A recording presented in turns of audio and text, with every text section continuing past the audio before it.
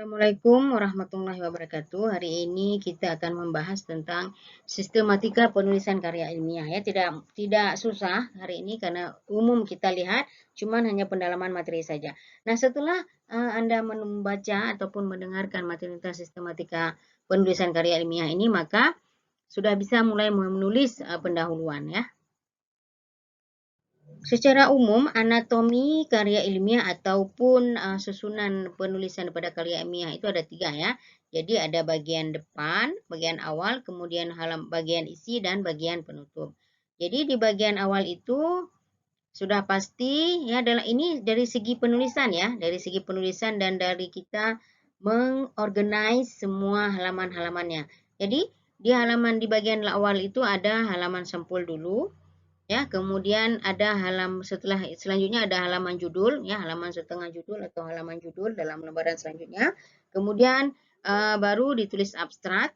Kemudian ada kata pengantar sedikit, kemudian ada daftar isi, daftar gambar, daftar tabel, dan daftar lampiran. Pada halaman judul ataupun halaman cover, yang pertama sudah pasti kita harus menulis judul.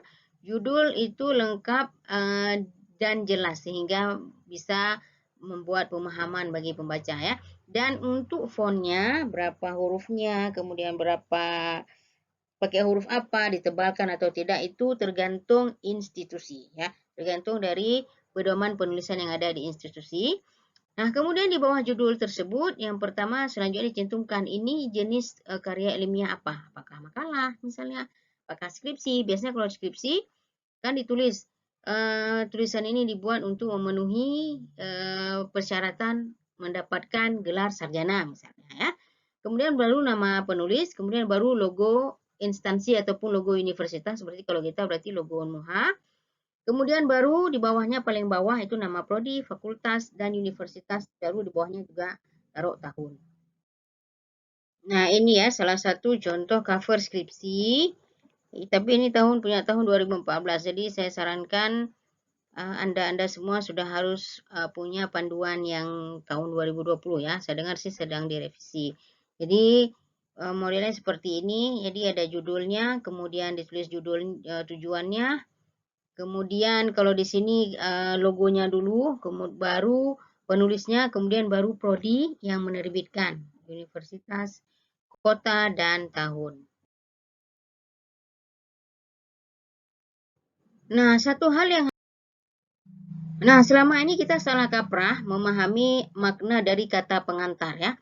Jadi kata pengantar itu pada dasarnya adalah kata-kata ataupun beberapa tulisan yang berperan untuk mengantarkan tulisan itu kepada para pembacanya. Jadi isinya itu adalah permasalahan yang ditulis itu seperti apa, kemudian isi-isi juga tentang penghargaan terhadap karya tulis itu sendiri ya. Jadi apa pentingnya kita membaca tulisan itu, apa pentingnya kita membaca skripsi itu misalnya, apa pentingnya kita membaca buku itu sebenarnya ya. Itu isi yang harus ditulis dalam kata pengantar, dan kemudian juga harus ada sedikit penghargaan terhadap penulis. Jadi effort penulis dalam menyelesaikan tulisan itu juga harus ditulis. Dan ini pada sebenarnya yang tulis itu adalah orang lain, bukan penulis itu sendiri. Ya, namanya aja dia mengantarkan tulisan itu kepada para pembaca. Jadi memang sebaiknya ataupun yang sebenarnya itu yang tulis orang lain. Namun selama ini kita salah kaprah, termasuk saya sendiri. Jadi kita dalam skripsi kita sendiri, kata pengantar kita yang menulis. Jadi kita yang memberikan penghargaan pada tulisan kita sendiri misalnya dan sebagainya. Yang pada dasarnya itu harusnya orang lain yang tulis. Jadi misalnya skripsi mungkin bisa ditulis oleh pembimbing, ataupun ditulis oleh kaprodi, ataupun ditulis oleh dekan misalnya. Dia mengantarkan tulisan tersebut. Namun karena hal ini sudah menjadi kebiasaan lama, sulit untuk kita hilangkan ya. Tapi saya harap saudara-saudara sekalian atau mahasiswa sekalian yang sudah setidaknya tahu bahwa kata pengantar itu yang menulis adalah orang lain, bukan penulis itu sendiri. Nah, daftar isi itu sendiri saya yakin kita semua sudah familiar dengan yang namanya daftar isi ya. Jadi berisi tentang semua bab yang kita tuliskan ataupun semua subbab. Jadi semua bab dan subbab yang kita tulis di dalam tulisan itu dicantumkan di daftar isi sehingga memudahkan pembaca untuk langsung melihat ke bab yang diinginkan dan juga disertai dengan halaman ya. Jadi kalau misalnya Anda kesulitan menulis daftar isi di Word ya, ataupun menggunakan template daftar isi yang ada di Word, bisa tulis dulu di Excel. Jadi kan udah ada tabel-tabel di Excel ya kan. Jadi nanti tinggal copy kata-katanya aja ke sini tanpa ada bordernya ya. Jadi garis-garisnya nggak dipakai. Itu untuk pemula itu sangat gampang dan sangat bagus. Ini salah satu contoh dari daftar isi ya. Daftar isi, jadi ada kata pengantar.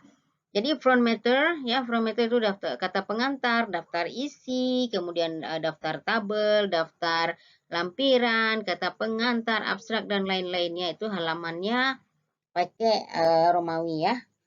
Kemudian baru selanjutnya dimulai dengan bab isi sampai bab penutup daftar pustaka. Saya baru pakai huruf biasa 1 2 3 4 5 6 gitu ya. Nah, kemudian di bab 1 contohnya misalnya bab 1 pendahuluan, kemudian subbabnya itu 1.1, 1.2 dan seterusnya. Daftar gambar, daftar tabel dan lampiran itu berisi semua gambar dan tabel dan lampiran yang ada di dalam badan tulisan ya. Namun demikian ada beberapa peraturan di beberapa tempat itu kalau jumlah tabelnya itu kurang dari 5 nggak ditulis, tapi kalau lebih dari 5 baru ditulis. Yang disebut dengan halaman isi itu adalah halaman pokok, isi pokok daripada permasalahan yang sedang dibahas ya. Jadi berisikan dari bab pendahuluan sampai dengan kesimpulan ya. Jadi bab 1 misalnya pendahuluan, isinya adalah latar belakang, rumusan masalah, tujuan dan manfaat, kemudian lalu dasar teori, kemudian bab selanjutnya ada metodologi, kemudian bab selanjutnya adalah hasil dan pembahasan, dan selanjutnya yang terakhir adalah kesimpulan. Nah, bagian isi bab ini harus disesuaikan dengan institusi ya. Termasuk di institusi kita ada originalitas penelitian ya, kalau nggak salah itu juga harus dicantumkan. Oleh karenanya tetap saya kembali kepada saran saya bahwa setiap mahasiswa wajib memiliki panduan menulis skripsi di institusi manapun ya. Di institusi tempat dia menyelesaikan studi. Jadi contohnya kalau kita berarti harus punya buku panduan penulisan skripsi dari FKM Unmuha. Ada beberapa hal yang harus diperhatikan dalam menulis latar belakang. Yang pertama, semua isi latar belakang itu dia diumpamakan seperti piramida terbalik. Jadi mulai sekarang coba tangan Anda umpamakan seperti piramida terbalik ya. Jadi diawali dengan hal-hal yang sifatnya umum, kemudian baru menjurus ke topik permasalahan pada karya ilmiah ataupun skripsi yang sedang kita tulis ya. Lalu berisikan tentang alasan-alasan yang rasional ya. Sehingga penulis merasa bahwa permasalahan ini harus diangkat, harus diselesaikan. Jadi alasan-alasan tersebut harus ada. Lalu juga jelaskan sedikit tentang untung dan ruginya apabila permasalahan ini tidak kita kaji ya. Juga kalau bisa disertai dengan penelitian-penelitian ataupun penemuan-penemuan terdahulu sehingga bisa menarik minat Anda dalam melakukan penelitian tersebut. Dalam menulis rumusan masalah juga kita harus memperhatikan juga ya pembatasan masalah sehingga kita bisa menjelaskan kedalaman ilmu dan area permasalahan yang akan kita bahas. Dalam membuat rumusan masalah sendiri dirumuskan dalam bentuk pertanyaan ya. Jadi rumusan masalah ini adalah berisi tentang beberapa masalah yang ataupun beberapa hal yang kita ingin tanyakan, ingin tahu, ingin kaji di dalam penelitian kita dan umumnya ditulis dengan pertanyaan ya. Aspek terakhir ataupun bagian terakhir pada bagian isi adalah kesimpulan dan saran. Jadi pada kesimpulan tuliskan semua inti daripada hasil temuan. Hasil temuan pada penelitian dan juga saran-saran yang bisa diberikan. Yang terakhir adalah bagian penutup ya. Pada bagian penutup ataupun bukan bagian penutup sih saya bilang bagian akhir ya.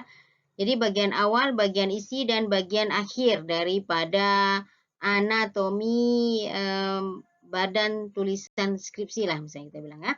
Jadi berisikan tentang lampiran dulu ya, lampiran dulu. Kemudian setelah itu ada daftar istilah. Daftar istilah ini adalah beberapa istilah-istilah yang kita pakai di dalam skripsi kita dan definisinya itu apa misalnya ya. Jadi ada juga sebagian skripsi yang menulis daftar istilah itu di halaman depan setelah abstrak atau sebelum abstrak. Kemudian baru dilanjutkan dengan daftar pustaka. Nah, khusus untuk teknik penulisan daftar pustaka akan ada pembahasan khusus. Kemudian baru indeks. Nah, indeks ini adalah untuk menunjukkan beberapa istilah penting yang kita pakai di dalam skripsi kita dan halamannya apa. Nah, ini untuk keberadaan indeks ini juga harus dilihat apakah kita perlu menulis atau tidak. Biasanya indeks ini dipakai pada buku ya. Kemudian terakhir baru biodata penulis. Nah, untuk biodata penulis juga ada skripsi yang menulisnya itu di depan. Ada skripsi yang juga tidak pakai. Jadi itu kita harus sesuaikan dengan institusi di tempat kita akan menerbitkan skripsi kita ya. Demikian saja mengenai sistematika penulisan. Sekarang silahkan lanjutkan pekerjaan Anda untuk menuliskan latar belakang, kemudian rumusan masalah, tujuan, dan manfaat. Kalau bisa langsung ke dasar teori juga bisa. Dan tugas ini akan dikumpulkan kira-kira seminggu setelah final. Dan itu adalah nilai yang akan saya ambil untuk membantu apabila nilai tugas lah ya. Jadi 25% daripada nilai total itu adalah nilai tugas yang Anda lakukan sekarang. Saya akhiri. Assalamualaikum warahmatullahi wabarakatuh.